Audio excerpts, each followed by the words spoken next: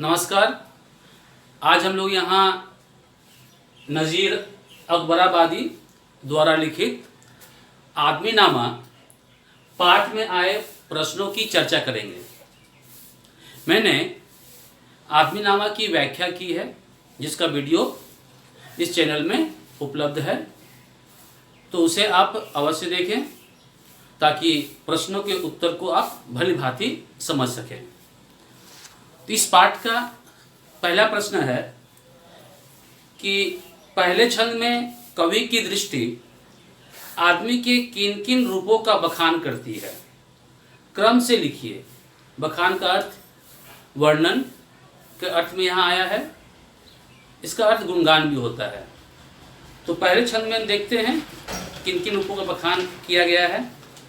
तो इसका उत्तर होगा कि पहले छंद में कवि की दृष्टि आदमी के विभिन्न रूपों का बखान करती है। जैसे इस दुनिया में बादशाह हैं तो गरीब भी हैं, भिखारी भी हैं, धनवान है तो कमज़ोर भी हैं, और स्वादिष्ट भोजन करने वाला है तो टुकड़े चबाने वाले आदमी भी हैं।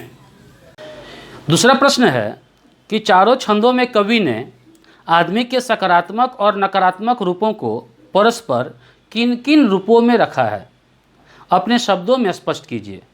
इसका उत्तर होगा कि चारों छंदों में कवि ने आदमी के सकारात्मक और नकारात्मक रूपों को परस्पर निम्नलिखित रूपों में रखा है। यहाँ बादशाह है तो भिखारी और गरीब भी है, धनवान है तो कमज़ोर भी है, स्वादिष्ट भोजन खाने वाला है तो टुकड़े चबाने वाला भी आदमी है, यहाँ दूसरों को मारने वाला है तो बचाने वाला भी है, किसी की इज्जत उतारने वाला है तो पुकार सुनकर बचाने वाला भी आदमी है, यहाँ शरीफ लोग भी हैं तो कमीने लोग भी हैं, बुरे लोग भी हैं तो अच्छे लोग भी हैं। तीसरा प्रश्न है कि आदमीनामा शीर्षक कविता के इन अंशों को पढ़कर आपके मन में मनुष्य के प्रति क्या धारणा बनती है। इसका उत्तर होगा कि आदमीनामा शीर्षक कविता के इन अंशों को पढ़कर हमारे मन में यह धारणा बनती है कि इस संसार में आदमी के विभिन्न रूप हैं। आदमी की पहचान उसके कर्मों के आधार पर होती है। वह जैसा कर्म करता है उसी रूप में लोग उसे समाज में जानते हैं, पहचानते हैं। उस आदमी में अच्छाइयाँ भी हैं और बुराइयाँ भी हैं, और इन अच्छाइयाँ और बुराइयों में से अच्छाई को चुनकर खुद को बेहतर बनाने की संभावनाएं भी उन्हीं में है।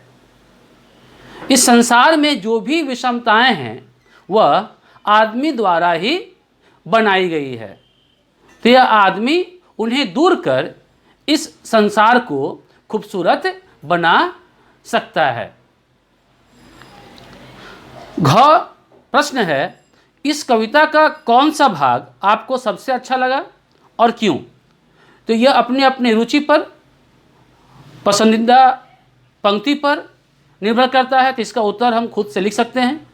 जैसे मैं अगर अपनी बात करूं तो मुझे यह पंक्ति बहुत ही अच्छी लगती है कि यहाँ आदमी पे जान को वारे हैं आदमी, और आदमी पे तेग को मारे है आदमी। यहाँ पर आदमी दूसरों को बचाता भी है, और कोई कोई आदमी ऐसे भी होते हैं कि उसे तलवार चलाकर मारते भी हैं। तो समाज में दोनों प्रकार के आदमी हैं।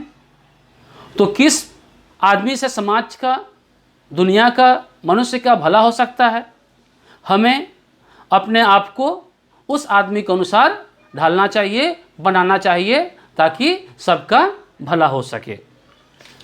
इसके बाद का प्रश्न है कि आदमी की प्रवृत्तियों का उल्लेख कीजिए।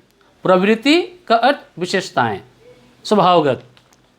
तो इस कविता को पढ़कर आदमी की बहुत सारी प्रवृत्तियां हमारे सामने आती है जो निम्नलिखित है कि पहला उसमें शासन करने की प्रवृत्ति होती है, जैसे कि हम बादशाह देखते हैं, कोई राजा बनता है और लोगों पर शासन करता है।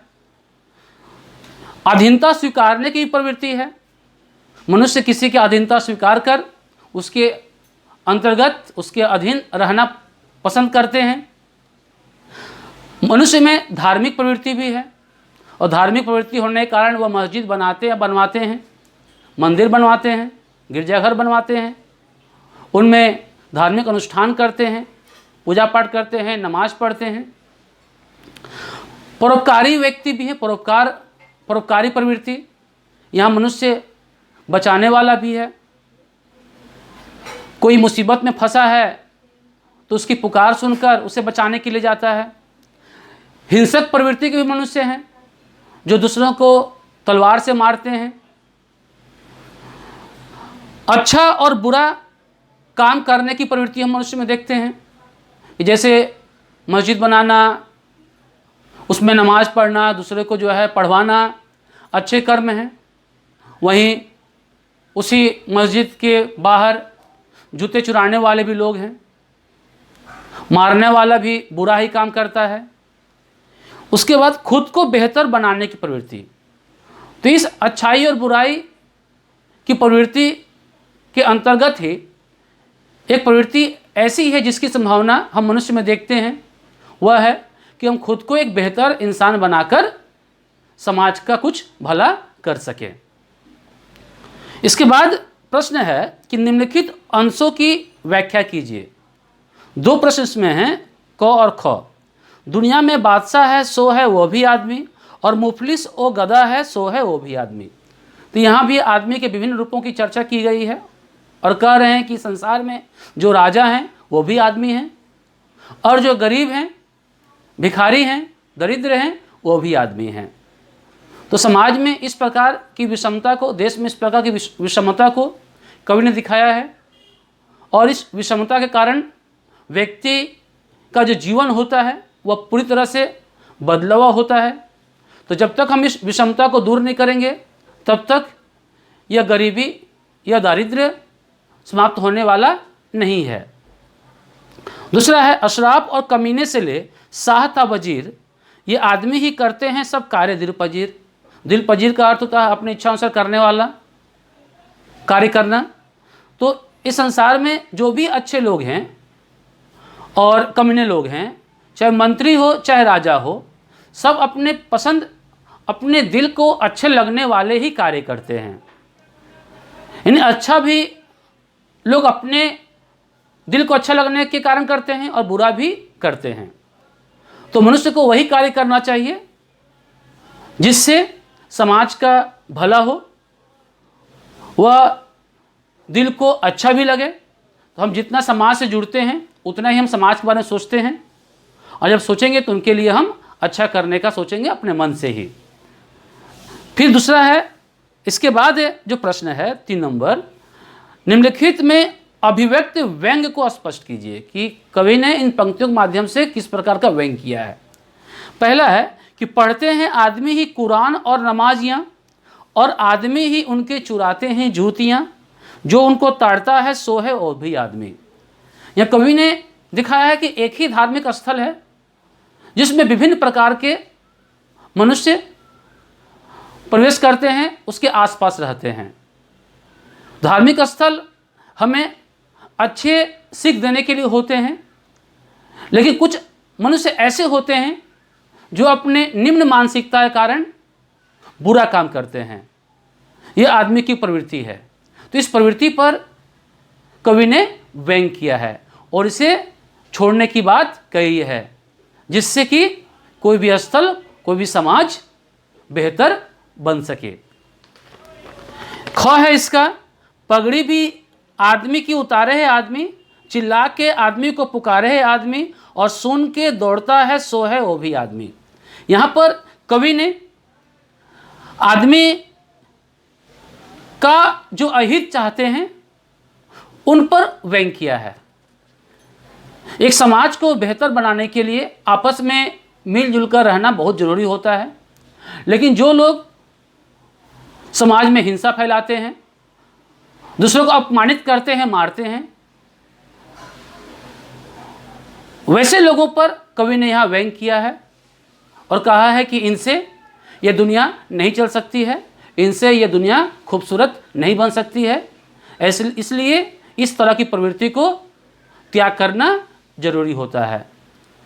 तो इतने सारे प्रश्न इस पाठ में हैं, इसे हम अच्छी तरह समझकर अपने शब्दों में लिख सकते हैं।